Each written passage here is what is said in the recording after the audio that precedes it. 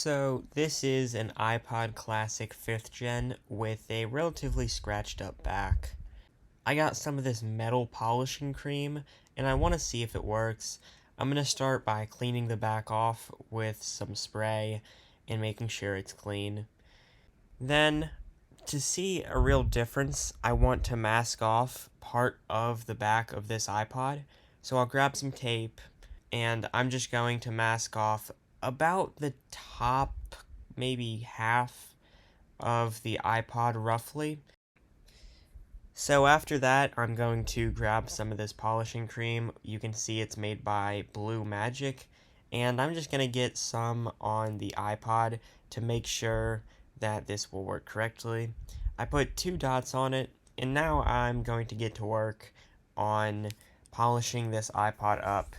As you see, it is taking a good bit of time to do this, as this is a time lapse, and you can see that I put a good bit of work into this. The rag that you use, I don't know if it has to be a special polishing cloth, but it will get black over time. So the way this works is it rubs off a small microscopic layer of this stainless steel, and that's what makes the rag black.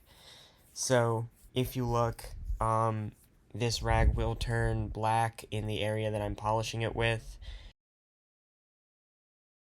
And I did put a good amount of time into this, probably about 15 to 30 minutes.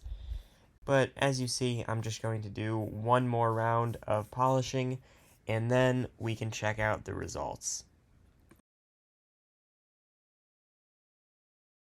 So here it is with the tape. I'm going to remove the cloth, and we can see that with the tape, it's kind of two-sided.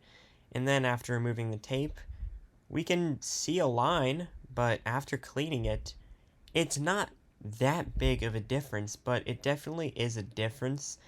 This will help a lot on your iPod if you have light to medium scratches. And this iPod wasn't heavily scratched, but it wasn't lightly scratched either. So I'm going to do the other half of the iPod now, down vertically.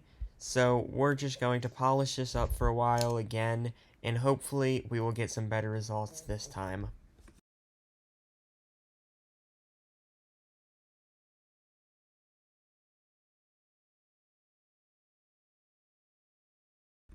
I also went ahead and polished some of the plastic display, since I have saw videos indicating that it will do something to help.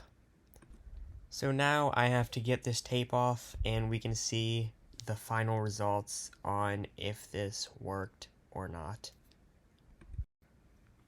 And taking this off, the right side, which I didn't polish, almost looks better at first glance. Then I wiped the whole iPod down, and it's not as big of a difference as I hoped it would be. So I've done this with a couple other iPods, and this one that I sandpapered to death in 2019, it actually did a pretty noticeable difference on, and the screen actually had a good bit of a difference too. So as you see, this one is pretty good on the left side now, coming from absolutely trashed. And if you think of what this can do on some lighter scratched iPods, I guess this is kind of worth your time. It just depends on what you think is worth it. One of the good things is that this also works on stainless steel iPhones and Apple Watches and whatnot. So if your phone or your watch has some scratches on it, you can easily get them out. And this even works on the borders of older iPhones, which I think is cool. So this stuff is pretty cool. Thanks for watching. I'm sorry about the lack of uploads once again. I've just been really busy, and hopefully this summer I will get some more uploads out.